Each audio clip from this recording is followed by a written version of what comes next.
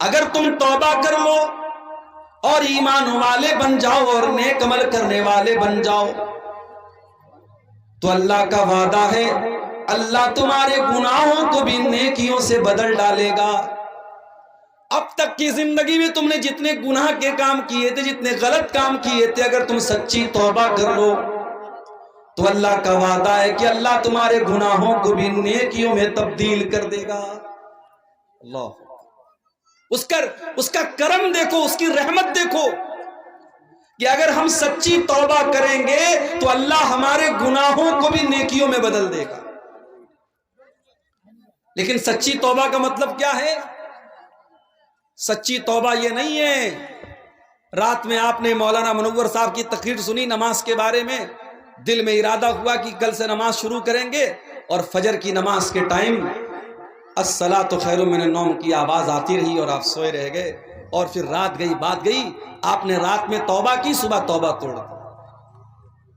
کہیں بڑا اچھا جملہ میں نے پڑھا تھا فیس بک کے اوپر کہ موبائل اگر وائبریشن میں بھی رکھا ہو تو موبائل کے وائبریشن کی آواز ہمارے کانوں میں پہنچ جاتی ہے، موبائل کے وائبریشن کی آواز بھی ہم سن لیتے ہیں لیکن اذان کی آواز ہمارے کانوں تک نہیں پہنچتی۔ اس کا مطلب ہم کانوں کے بہرے نہیں ہیں، ہم دل کے بہرے ہیں۔ تو سچی توبہ یہ ہے کہ اگر آپ کے دل میں توبہ کا خیال آیا ہے تو آپ فوراً اللہ سے معافی مانگے اور اس گناہ کو فوراً چھوڑ دیں۔ انما التوبة على الله للذين يعملون السوء بجهالة، اللہ تعالیٰ ان لوگوں کی توبہ کو قبول کرتا ہے جو نادانی میں آ کر کے گناہ کرتے ہیں، جن سے گناہ ہو جاتا ہے نادانی میں آ کر کے، نفس کے تقاضے میں آ کر کے وہ گناہ کا کام کر لیتے ہیں۔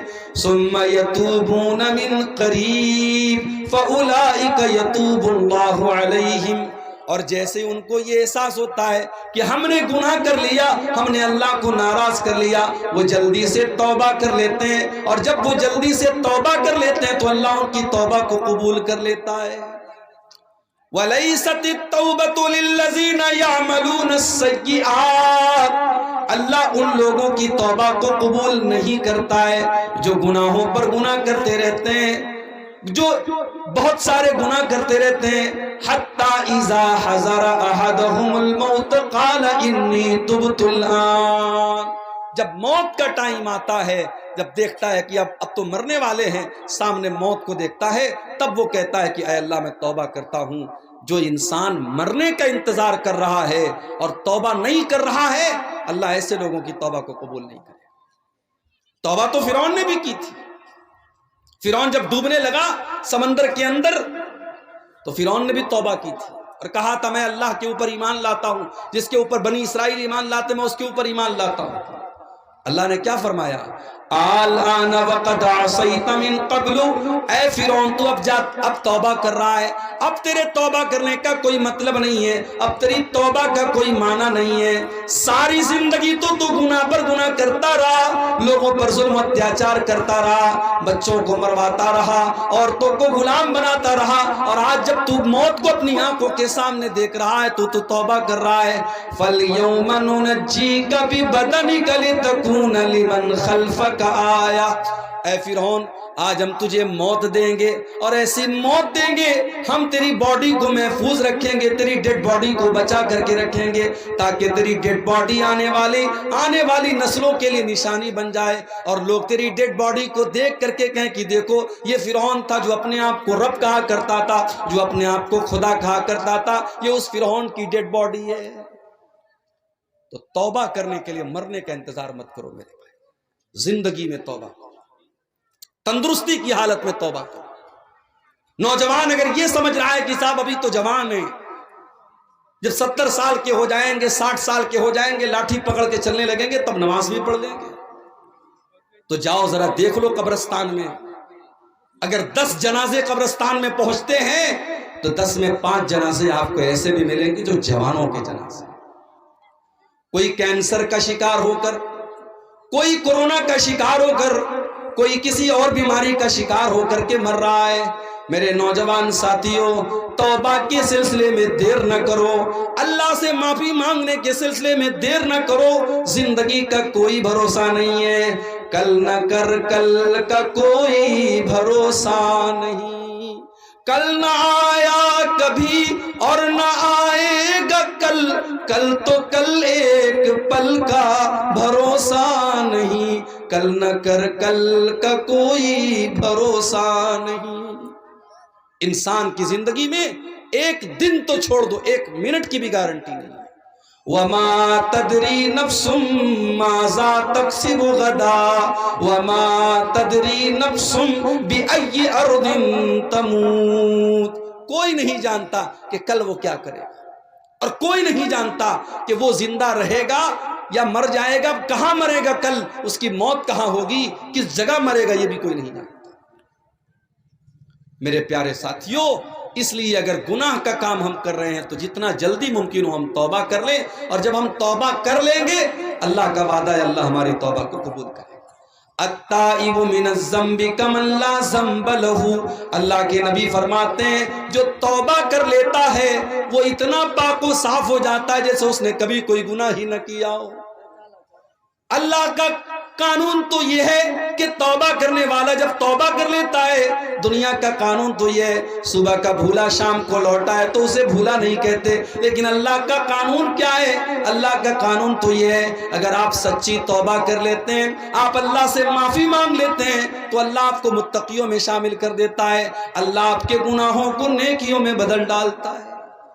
اللہ کا قانون نرالا ہے میرے، جانتے ہو دنیا میں اگر ہم کسی سے کچھ مانگتے ہیں تو جس سے ہم مانگتے ہیں وہ ناراض ہوتا ہے، اگر ہم کسی سے بار بار سوال کریں، بار بار مانگے تو سامنے والا کہتا ہے یار عبدالغفار صاحب آپ نے میرا گھر دیکھ لیا ہے، آپ بار بار مجھ سے مانگ رہے ہیں، ناراض ہو جاتا ہے۔ یہ دنیا کا قانون ہے۔ دنیا کا قانون یہ کہ بار بار کسی کے سامنے ہاتھ پھیلاؤ گے، بار بار اس سے مانگو گے، بار بار سوال کرو گے، وہ ناراض ہو جائے گا۔ لیکن اللہ کا قانون کیا ہے؟ اللہ کا قانون یہ ہے وَقَالَ رَبُّكُمُ ادْعُونِي أَسْتَجِبْ لَكُمْ إِنَّ الَّذِينَ يَسْتَكْبِرُونَ عَنْ عِبَادَتِي سَيَدْخُلُونَ جَهَنَّمَ دَاخِرِينَ۔ اللہ کا قانون یہ ہے کہ جو اللہ سے نہیں مانگتا ہے، جو اللہ کے آگے ہاتھ نہیں پھیلاتا ہے، اللہ اس سے ناراض ہوتا ہے۔ تو مجھ سے مانگ کیوں نہیں رہا ہے؟ میرے بندے تو میرا محتاج ہے۔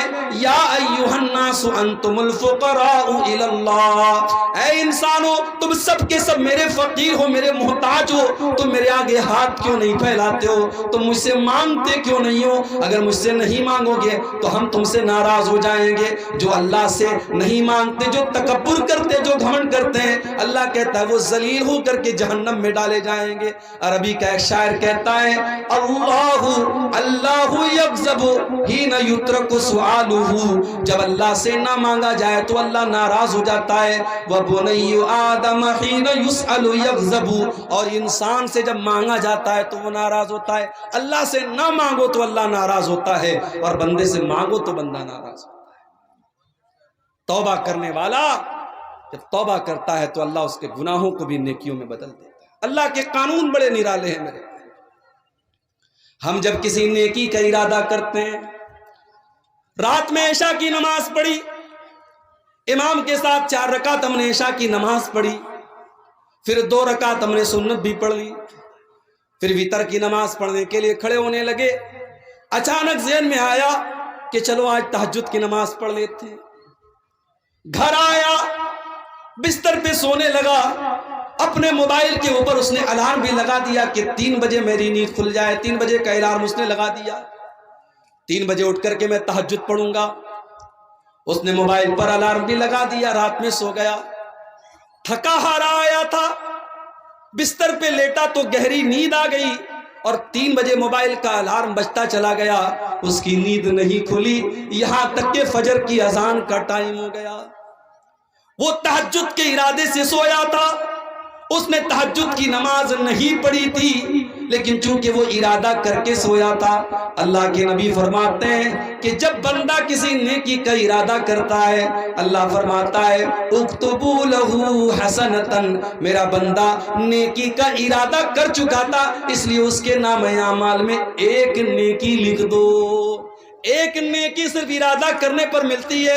اگر بندہ پکا ارادہ کر لے تو ایک نیکی تو اس کو ارادہ کرنے پر مل جاتی ہے. اور اگر بندہ وہ نیکی کر لے تو اللہ کے نبی فرماتے ہیں کہ اللہ فرماتا ہے اکتبوا لہ عشرۃ حسنات، میرے بندے کی 10 نیکیاں لکھ دو.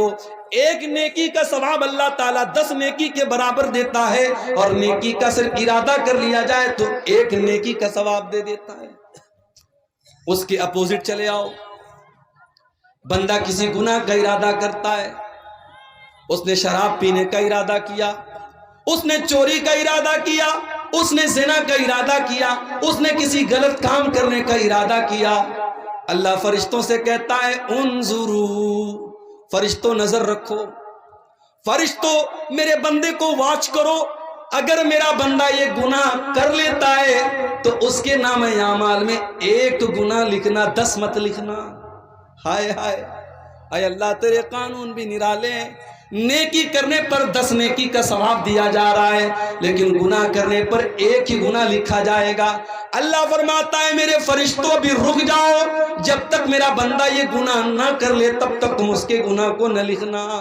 بندہ اگر گناہ کر لیتا ہے اللہ فرماتا ہے میرے بندے کا ایک گناہ لکھ دیا جائے. اور اگر بندہ گناہ نہیں کرتا ہے، اس نے ارادہ کیا تھا، پھر اس کے دل میں خیال آیا کہ نہیں شراب پینا حرام ہے، زنا کرنا بہت بڑے گناہ کا کام ہے، یہ غلط کام ہے، میں یہ غلط کام نہیں کروں گا.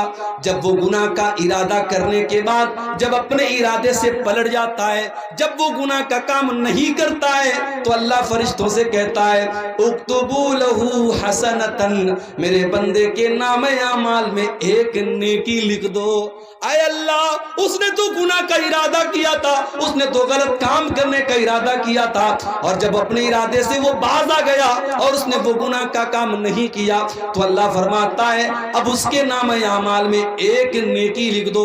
فَإِنَّمَا تَرَكَهَا مِن جَرَّايَ، بندے نے میرے ڈر سے اس گناہ کو نہیں کیا ہے، بندے کے دل میں میرا ڈر تھا، میرا خوف تھا، اس لیے اس نے اس گناہ کو نہیں کیا ہے، اس لیے اس کے نام اعمال میں ایک نیکی لکھ دی جائے. یہ اللہ کا قانون ہے میرے بھائی. اس اللہ کی رحمت سے ہم کبھی مایوس نہ ہو میرے بھائی. اسی لیے قرآن میں بار بار اللہ فرماتا ہے لا تقنطوا من رحمت اللہ، اللہ کی رحمت سے کبھی مایوس نہ ہونا. حدیث قدسی کے الفاظ ہیں، اللہ کے نبی فرماتے کہ اللہ تعالیٰ کہتا ہے یا ابن آدم لو بلغت ذنوبک عنان السماء والارض، اے آدم کے بیٹے اگر تیرے گناہ اتنے زیادہ ہو جائیں، آسمان کے کناروں تک چلے جائیں اور زمین بھر کے تو گناہ کر کے آئے، ثم لقیتنی لا تشرک بی شیئا، پھر تو توبہ کر لے اور اللہ کے پاس توحید کے ساتھ جائے، اس حال میں جائے کہ تو اللہ کے ساتھ شرک نہیں کرتا تھا. اللہ فرماتا ہے اتیتک بقرابها مغفرۃ، تو زمین بھر کے گناہ لے کے آیا تھا، میں زمین بھر کے بخشش تجھے دے دوں گا، میں زمین بھر کے مغفرت تجھے دے دوں گا.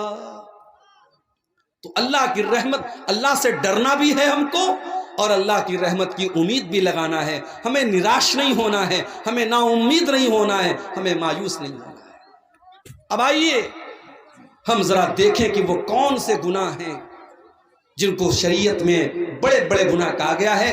بہت لمبی تقریر نہیں کرنا ہے، موسم کا بھی لحاظ کرنا ہے، آپ حضرات کی تکلیف کا بھی لحاظ کرنا ہے. میں چند بڑے بڑے گناہ آپ کے سامنے گناؤں گا اور دعا کروں گا کہ اللہ تعالیٰ ان گناہوں سے ہم سب کی حفاظت فرمائے. بخاری اور مسلم کے الفاظ ہیں، اللہ کے نبی کے پاس ایک صحابی آئے، آ کر کے انہوں نے سوال کیا ایُّ الذنب اعظم عند اللہ، اے اللہ کے نبی اللہ کے نزدیک سب سے بڑا گناہ کیا ہے؟ آپ نے فرمایا ان تجعل للہ ندا وہو خلقک، سب سے بڑا گناہ یہ ہے کہ تم اللہ کے ساتھ کسی کو شریک کرو، تم اللہ کے برابر کسی کو ٹھہرا دو. شرک کرنا دنیا کا سب سے بڑا گناہ ہے، اللہ کے برابر کسی کو قرار دینا. یہ سب سے بڑا گناہ ہے، اور گناہ ہے، یہ سب سے بڑا گناہ ہے جو اللہ کیا معاف نہیں ہوگا۔ اگر کوئی انسان شرک کر کے دنیا سے جائے گا، اگر بغیر توبہ کی اللہ کے جائے گا، اس کی بخشش نہیں ہو سکتی۔ ان اللہ لا یغفر ان یشرک بہ ویغفر ما دون ذلک لمن یشاء۔ اللہ تعالیٰ شرک کو معاف نہیں کرے گا، شرک سے چھوٹے جو گناہ ہیں اللہ ان کو معاف کر دے گا، مگر شرک کو اللہ تعالیٰ معاف نہیں کرے گا۔ انہ من یشرک باللہ فقد حرم اللہ علیہ الجنہ ومأواہ النار وما للظالمین من انصار۔ جو شرک کرے گا اللہ فرماتا ہے ہم نے جنت حرام کر دی اس کے اوپر، وہ کبھی جنت میں داخل نہیں ہوگا، وہ جہنمی ہے، وہ جہنم میں جائے گا۔ شرک کرنے والا جہنم میں جائے گا۔ یہ دسمبر کی آج 30 تاریخ ہے۔ 5 دن پہلے ہمارے عیسائی مذہب کا ایک تہوار تھا، عیسائی بھائیوں کا ایک تہوار تھا، کرسمس کا تہوار۔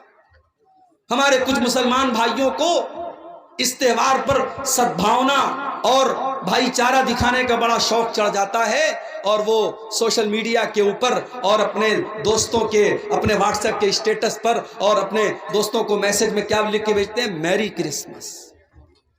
میرے پیارے ساتھیوں، یہ میری کرسمس کہنے والے اور کرسمس کی مبارکباد دینے والے کان کھول کر کے سن لیں، شاید آپ کو اندازہ نہیں ہے اس کرسمس کے تہوار کو منانے والا یہ عقیدہ رکھتا ہے کہ عیسیٰ علیہ السلام اللہ کے بیٹے ہیں۔ اچھا، اللہ کے بیٹے کیوں مانتے ہو؟ عیسائی سے پوچھو تم اللہ کا بیٹا کیوں مانتے ہو؟ وہ کہے گا عیسیٰ علیہ السلام بغیر باپ کے پیدا ہوئے۔ وہ یہاں تک بولے گا کہ آپ کے آخری نبی، جس کو آپ آخری نبی مانتے ہیں، وہ بھی ماں اور باپ دونوں کے ذریعے پیدا ہوئے، مگر ہم جس کو اللہ کا بیٹا مانتے ہیں ان کا کوئی باپ نہیں تھا۔ اس کا مطلب ان کا باپ نعوذ باللہ اللہ تھا۔ قرآن میں اللہ نے جواب دیا، ان مثل عیسیٰ عند اللہ کمثل آدم خلقہ من تراب۔ اے عیسائیو، اگر بغیر باپ کے پیدا ہونے والے عیسیٰ کو تم اللہ کا بیٹا مانتے ہو تو اے عیسائیو ذرا آدم کے اوپر غور کرو۔ آدم کی تو نہ کوئی ماں تھی اور آدم کا تو نہ کوئی باپ تھا۔ آدم کو اللہ تعالیٰ نے مٹی سے پیدا کیا اور اللہ نے کہا ہو جا، اور آدم ہو گئے۔ اگر آدم کو اللہ بغیر ماں کے اور بغیر باپ کے پیدا کر سکتا ہے تو اے عیسائیو اللہ عیسیٰ کو بغیر باپ کے کیسے پیدا نہیں کر سکتا؟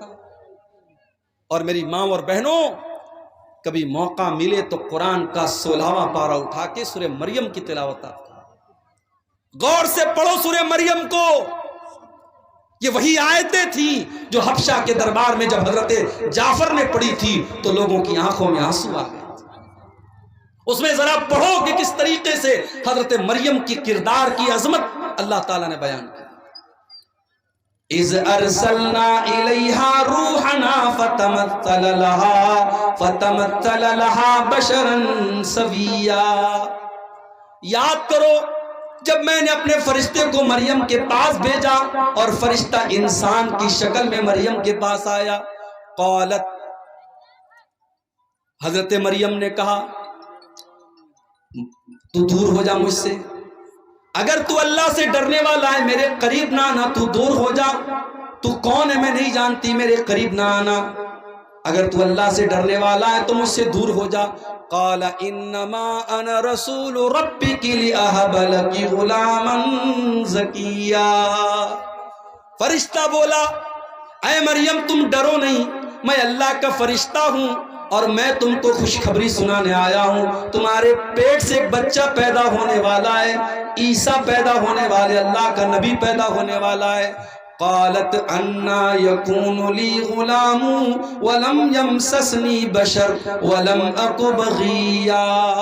حضرت مریم نے کہا مجھے بیٹا کیسے پیدا ہوگا، میرا تو نکاح بھی نہیں ہوا ہے اور آج تک مجھے کسی انسان نے ٹچ نہیں کیا ہے، اور میں کوئی بچرن عورت بھی نہیں ہوں، مجھے بیٹا کہاں سے پیدا ہوگا، تم کیسی بات کر رہے ہو؟ قال کذالک قال ربک هو علی حی ولنجعلہ آیۃ للناس ورحمۃ منا۔ فرشتے نے کہا اے مریم یہ اللہ کا آرڈر ہے، یہ اللہ کا آدیش ہے، یہ اللہ کا فرمان ہے، اللہ نے کہہ دیا ہے تجھے بیٹا ہونے والا ہے تو ہو جائے گا، اللہ کے لیے کچھ بھی مشکل نہیں ہے، کچھ بھی اللہ کے لیے مشکل نہیں ہے، اللہ کے لیے سب آسان ہے، تجھے بیٹا پیدا ہوگا، یہ اللہ کا فیصلہ ہو چکا ہے۔ فَحَمَلَتْهُ فَانْتَبَذَتْ بِهِ مَكَانًا قَصِيًّا، حضرت مریم اللہ تعالیٰ کے حکم سے پریگننٹ ہو گئی، گربھوتی ہو گئی، ان کے پیٹ میں عیسیٰ علیہ السلام پلنے لگے۔ جب ان کو احساس ہوا کہ میں پیٹ سے ہو گئی تو وہ بیت المقدس سے کچھ دوری پر جا کر کے رہنے لگی، کچھ دوری پر جا کر کے وہ گزر بسر کرنے لگی۔ فَأَجَاءَهَا الْمَخَاضُ إِلَى جِذْعِ النَّخْلَةِ، بچے کی پیدائش کا ٹائم قریب آیا، لیبر پین کا ٹائم، جو درد زے جس کو بولتے ہیں، بچے کی پیدائش کا ٹائم قریب آیا۔ حضرت مریم ایک کھجور کے پیڑ کے پاس جا کر کے سہارا لیتی ہیں اور سوچنے لگتی ہیں کل یہ بچہ پیدا ہوگا، لوگ میرے کیریکٹر پر سوال اٹھائیں گے، لوگ میرے کردار پر سوال اٹھائیں گے۔ ایک عزت دار عورت کو اپنے کردار اور اپنی آبرو سے بڑھ کر کے کسی چیز کی چنتا نہیں ہوتی۔ مریم نے کہا یا لیتنی مت قبل ھذا وکنت نسیا منسیا، اے کاش میں مر گئی ہوتی، اے کاش مجھے کوئی جاننے والا نہ ہوتا، میں بھولی بسری ہو گئی ہوتی، مجھے کوئی یاد کرنے والا نہ ہوتا۔ فناداها من تحتها الا تحزنی قد جعل ربک تحتک سریا، اللہ کے فرشتے نے آواز دی اے مریم گھبراؤ نہیں، بچہ پیدا ہونے والا ہے، اے مریم تمہیں پیاس لگے گی، ذرا اپنے نیچے دیکھو، اللہ نے نہر جاری کر دی ہے، نہر جاری کر دی، تم کو پانی کی کوئی کمی نہیں ہوگی۔ وَهُزِّي إِلَيْكِ بِجِذْعِ النَّخْلَةِ تُسَاقِطُ عَلَيْكِ رُطَبًا جَنِيًّا، اور اے مریم اس پیڑ کو ذرا پکڑ کر کے ہلاؤ تو پکی ہوئی کھجوریں تم پر گریں گی، کھجور کھاؤ اور پانی پیو اور اللہ کا شکر ادا کرو۔ اس سے علماء نے یہ استدلال کیا ہے کہ حضرت عیسیٰ کی پیدائش دسمبر کے مہینے میں نہیں ہو سکتی، کیونکہ کھجور کے پکنے کا جو ٹائم ہوتا ہے وہ مئی اور جون کا مہینہ ہوتا ہے۔ حضرت عیسیٰ کی پیدائش مئی اور جون کے مہینے میں ہوئی ہے، دسمبر کے مہینے میں نہیں ہوئی ہے۔ فَإِمَّا تَرَيِنَّ مِنَ الْبَشَرِ أَحَدًا فَقُولِي إِنِّي نَذَرْتُ لِلرَّحْمَنِ صَوْمًا فَلَنْ أُكَلِّمَ الْيَوْمَ إِنسِيًّا، فرشتے نے کہا اے مریم اگر کوئی انسان تم کو نظر آ جائے تو کہنا کہ میں اللہ کے لیے میں نے نظر مانی ہے، اشارے سے کہنا کہ میں کسی سے بات نہیں کروں گی، کسی سے بات چیت مت کرنا۔ عیسیٰ پیدا ہو گئے، حضرت مریم نے اپنے بچے کو گود میں لیا۔ فَأَتَتْ بِهِ قَوْمَهَا تَحْمِلُهُ قَالُوا يَا مَرْيَمُ لَقَدْ جِئْتِ شَيْئًا فَرِيًّا، حضرت مریم اپنے دودھ پیتے بچے کو اپنی گود میں لیتی ہیں اور اپنی قوم کے سامنے آتی ہیں۔ قوم کے لوگ دیکھتے ہیں کہ کنواری مریم کی گود میں بچہ کہاں سے آ گیا۔ کہا اے مریم تو کنواری تھی، تیری تو شادی بھی نہ ہوئی تھی، یہ بچہ تو کہاں سے لے کے آ گئی؟ اے مریم تو نے بہت بڑا پاپ کیا ہے۔ یا اخت ہارون ما کان ابوک امرأ سوء وما کانت امک بغیا، اے مریم تو ہارون کی بہن ہے۔ حضرت مریم کے کوئی بھائی تھے، ان کا نام ہارون تھا۔ اے مریم تو ہارون کی بہن ہے، تیرا باپ بھی نیک انسان ہے، تیری ماں بھی نیک عورت ہے، تیری ماں بھی بد چلن نہیں ہے، اے مریم تو بد چلن کیسے ہو گئی؟ پتہ یہ چلا یہ تین رشتے بڑے خاص ہوتے ہیں۔ لڑکیاں اگر بگڑتی ہیں تو ان تین رشتوں کا بہت بڑا رول ہوتا ہے۔ جس گھر کے لڑکے بگڑ جائیں، جس گھر کی مائیں بگڑ جائیں اور جس گھر کا باپ بگڑ جائے، اس گھر کی لڑکیوں کو بگڑنے میں دیر نہیں لگے گی۔ اگر لڑکی کا بھائی صحیح ہے، اگر لڑکی کا باپ صحیح ہے اور اگر لڑکی کی ماں صحیح ہے تو لڑکیوں کے بگڑنے کے چانس بہت کم ہیں۔ لیکن بھائی گڑبڑ ہے، ماں گڑبڑ ہے اور باپ گڑبڑ ہے تو لڑکیوں کے بگڑنے کے چانس بہت زیادہ ہیں۔ لوگوں نے کہا ہے مریم تو ہارون جیسے نیک انسان کی بہن ہے، تیرا باپ بھی نیک انسان ہے، تیری ماں بھی شریف عورت ہے، تو نے یہ غلط کام کیسے کر دیا؟ فَأَشَارَتْ إِلَيْهِ، حضرت مریم نے اپنے بچے کی طرف اشارہ کیا. قالوا کیف نکلم من کان فی المہد صبیا. قوم کے لوگوں نے کہا اے مریم اس دودھ پیتے بچے سے ہم کیا بات کریں, یہ کیا بولے گا, تو کیوں نہیں بتاتی یہ کس کا بچہ ہے؟ قال انی عبد اللہ آتانی الکتاب وجعلنی نبیا وجعلنی مبارکا اینما کنت واوصانی بالصلاة والزکاة ما دمت حیا. اللہ کی قدرت دیکھو کہ حضرت عیسیٰ ابھی دودھ پیتے بچے ہیں, ماں کی گود سے بول پڑے, اپنی قوم کو جواب دیا. ماں کے کردار پر لوگوں نے الزام لگایا, اللہ نے اس دودھ پیتے بچے کو اپنی ماں کے ڈیفینس میں کھڑا کر دیا. جو عورت اپنی شرمگاہ کی حفاظت کرے گی, اپنی آبرو کی حفاظت کرے گی, اللہ اس کے دامن پہ کبھی داغ لگنے نہیں دے گا. اللہ جب ضرورت پڑے گی اس کی بے گناہی کو بیان کر دے گا. مریم کی بے گناہی کو بیان کرنے کے لیے اللہ نے دودھ پیتے بچے کو اپنی ماں کی گود میں, حضرت مریم کو اللہ تعالیٰ نے, حضرت عیسیٰ کو اللہ تعالیٰ نے زبان دے دی, اور وہ بچہ اپنی ماں کی گود سے کیا بولا؟ پہلا جملہ کیا بولا؟ انی عبداللہ, میں اللہ کا بندہ ہوں. عیسیٰ نے یہ نہیں کہا I am son of God, انہوں نے کہا I am slave of اللہ, میں اللہ کا بندہ ہوں. کتنے بڑے افسوس کی بات ہے. عیسائی کہتے ہیں ہم عیسیٰ کو مانتے ہیں, ان کے چرچ کے باہر عیسیٰ مسیح کا فوٹو لگا ہے, ان کے چرچ کے باہر عیسیٰ علیہ السلام کے اقوال لکھے ہوتے ہیں, مگر عیسائی قوم دنیا کی وہ قوم ہے میرے بھائی جس نبی سے اتنی محبت کا دعویٰ کرتی ہے. اس نبی نے پیدا ہونے کے بعد سب سے پہلا سینٹنس جو ان کے منہ سے نکلا ہے, جو سب سے پہلا شبد ان کے منہ سے نکلا ہے, انہوں نے کہا میں اللہ کا بندہ ہوں. اور عیسائی کہتے ہیں بندہ نہیں تھے, عیسیٰ تو اللہ کے بیٹے تھے, وہ اللہ کا بیٹا مانتے عیسیٰ علیہ السلام. اور ابھی ہمارے پڑوسی ملک کے ایک عیسائی پادری کا میں نے بیان سنا, اس نے کہا ہم کسی نبی کا میلاد نہیں مناتے ہیں, مسلمان اس غلط فہمی میں نہ رہیں, ہم عیسیٰ کو ایز اے پروفٹ نہیں مانتے ہیں, ہم کرسمس پر اللہ کے بیٹے کا جنم دن مناتے ہیں, اللہ کے بیٹے کا جنم دن مناتے ہیں. ہم عیسیٰ مسیح ایز اے پروفٹ ایک نبی کی حیثیت سے ہم ان کا میلاد نہیں مناتے. عیسیٰ علیہ السلام پیدا ہونے کے بعد کہہ رہے ہیں میں اللہ کا بندہ ہوں, اللہ نے مجھ کو نبی بنایا ہے, اللہ نے مجھ کو برکت والا بنایا ہے, میں جہاں بھی رہوں گا برکت رہے گی.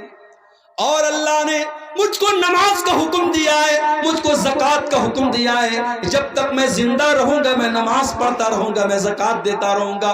وَبَرًّا بِوَالِدَتِي, اور اللہ نے مجھے اپنی ماں کے ساتھ اچھا سلوک کرنے کا حکم دیا ہے. وَلَمْ يَجْعَلْنِي جَبَّارًا شَقِيًّا, اللہ نے مجھے بدبخت نہیں بنایا, اللہ نے مجھے سرکش نہیں بنایا, میں اللہ کا نیک بندہ ہوں, اللہ نے مجھے نبی بنایا ہے. یہ عیسیٰ ابن مریم کا واقعہ ہے, قرآن کے 16ویں پارے کے اندر موجود ہے. لیکن آج عیسائی مذہب کے ماننے والے جب کرسمس کا تہوار مناتے ہیں تو دنیا کو یہ بتاتے ہیں کہ ہم اللہ کا بیٹا, اللہ کے بیٹے کی ہم پیدائش کی خوشی مناتے ہیں. اور ہمارا مسلمان نوجوان اور کالج میں پڑھنے والی ہماری مسلمان لڑکیاں وہ اپنی سہیلیوں کو اور اپنے دوستوں کو فیس بک کے اوپر اور سوشل میڈیا پر میری کرسمس لکھ کے بھیجتے ہیں, میری کرسمس لکھ کے بھیجتی ہیں, کرسمس کی مبارکباد دیتی ہیں. ارے مسلمان تو کتنا بے غیرت ہو چکا ہے, تو کتنا بے غیرت ہو چکا ہے. جس تہوار پر تیرے اللہ کو گالی دی جا رہی ہے, اس سے بڑھ کے اللہ کے لیے کوئی گالی نہیں ہو سکتی میرے بھائی. اگر اللہ کا بیٹا کسی کو قرار دیا جا رہا ہے یہ اللہ کو گالی دی جا رہی ہے. اور اللہ تعالیٰ خود کہتا ہے, جب آدم کا بیٹا کہتا ہے کہ میں نے کسی کو اپنا بیٹا بنا لیا, تو آدم کا بیٹا مجھے تکلیف پہنچاتا ہے, انسان مجھے تکلیف پہنچاتا ہے. اللہ کا صبر دیکھو, اللہ کا برداشت دیکھو. اللہ کو گالی دی جاتی ہے پھر بھی اللہ ان کو کھلاتا ہے, پلاتا ہے, روزی دیتا ہے. مسلمانوں, تمہارے رب کو گالی دی جائے, تمہارے رب کو برا بھلا کہا جائے, اور تم کرسمس کے تہوار پر مبارکباد دے رہے ہو. ابھی کلکتہ میں میں تھا, پرسوں کلکتہ میں جب میں داخل ہوا, ایئرپورٹ سے نکلا, میں باہر دیکھا بڑے بڑے پنڈال لگے ہوئے ہیں, بڑے بڑے پنڈال لگے ہوئے ہیں. اور وہاں کے علاقے کے مسلمان لیڈروں کے بڑے بڑے فوٹو بینر پہ لگے ہیں, اور کرسمس کی مبارکباد دی جا رہی ہے, اور کرسمس کے بڑے بڑے فنکشن ہو رہے ہیں, اور مسلمان ان پروگراموں کو ارینج کر رہا ہے. میں بڑے صاف الفاظ میں کلکتہ میں میری تقریر تھی، میں نے کہہ دیا ہمیں نہیں کرنی ایسی پالیٹکس، ہمیں نہیں چاہیے ایسے نیتا، ہمیں نہیں چاہیے ایسے لیڈر جو پالیٹکس کے لیے اسلام کا سودا کر دیں، ایمان کا سودا کر دیں، توحید سے کمپرومائز کر لیں۔ ہمیں نہیں آنا ایسی پالیٹکس میں۔ اگر پالیٹکس میں آنا ہے تو آؤ، مگر اپنے ایمان اور اپنی توحید کو بچا کے رکھو میرے بھائی۔ ایمان ایک ایسی دولت ہے، اس کی قیمت پر دنیا کی کوئی دولت ہم نہیں لے سکتے، اس کو قربان کر کے دنیا کی کوئی دولت ہم نہیں لے سکتے۔ اللہ کو گالی دی جا رہی ہے، اللہ ناراض ہوتا ہے جب کسی کو کہا جاتا اللہ کا بیٹا ہے۔ جانتے ہو اللہ کتنا ناراض ہوتا ہے؟ وَقَالُوا اتَّخَذَ الرَّحْمَنُ وَلَدًا، یہ کہتے ہیں کہ رحمان نے بیٹا بنا لیا ہے۔ لَقَدْ جِئْتُمْ شَيْئًا إِدًّا، اللہ کا بیٹا قرار دینے والوں تم بہت گندی بات اپنے منہ سے نکال رہے ہو۔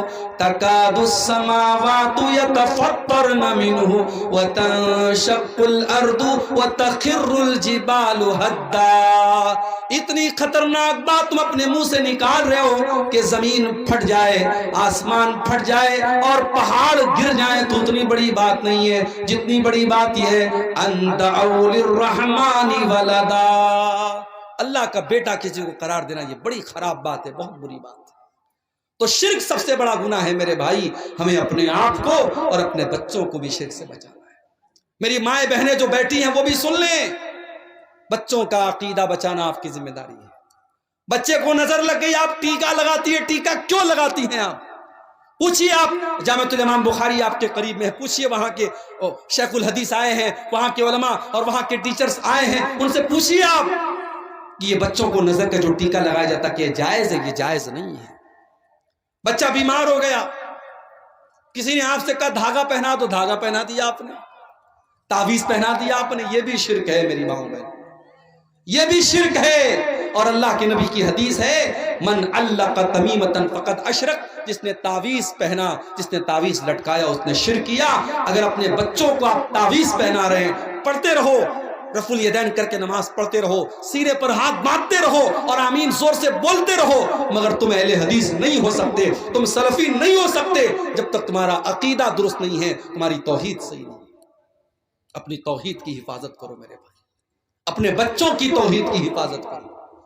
ابراہیم علیہ السلام جیسا پیغمبر دعا کرتا ہے وَجُنُّبْنِي وَبَنِيَّ أَن نَّعْبُدَ الْأَصْنَامَ، اے اللہ تو مجھے بھی بت پرستی سے بچانا اور میری اولاد کو بھی تو شرک سے بچانا، میری اولاد کہیں بت پرستی میں نہ پڑ جائے، میری اولاد کہیں شرک میں نہ پڑ جائے۔ اگر ابراہیم جیسے پیغمبر کو اپنی اولاد کی چنتا ہے تو آپ کو بھی چنتا ہونی چاہیے، آپ کو بھی فکر ہونی چاہیے اپنی اولاد کی۔ اور آگے بڑھیے، نبی اکرم سے پوچھا گیا سب سے بڑا گناہ کیا ہے؟ آپ نے فرمایا کہ اللہ کے برابر کسی کو قرار دینا۔ پوچھا گیا اے اللہ کے نبی اس کے بعد سب سے بڑا گناہ کیا ہے؟ آپ نے فرمایا ان تقتل ولدک خشیۃ ان یطعم معک، اپنی اولاد کو قتل کر دو اس ڈر سے کہ وہ تمہارے ساتھ کھائے گی۔ آج کل نعرہ لگتا ہم دو ہمارے دو، تیسرا آ جائے گا تو کھلائیں گے کہاں سے؟ تو کھلاتا ہے کیا؟ تیری اوقات ہے؟ تیری اوقات ہے تو کھلائے گا؟ نہیں۔ اگر یہ سمجھتے ہو کہ تم اپنے بچوں کو کھلا رہے ہو، اس غلط فہمی کو دور کر لو میرے بھائی۔ وَلَا تَقْتُلُوا أَوْلَادَكُمْ خَشْيَةَ إِمْلَاقٍ، اپنی اولاد کو قتل نہ کرنا، کبھی اپنی اولاد کو یہ سوچ کر کے قتل نہ کرنا کہ ہم ان کو کہاں سے کھلائیں گے۔ نحن نرزقہم وإیاکم، ان کو بھی روزی ہم دیتے ہیں اور تم کو بھی روزی ہم دیتے ہیں۔ اولاد کی روزی اولاد لے کے آتی ہے میرے پاس۔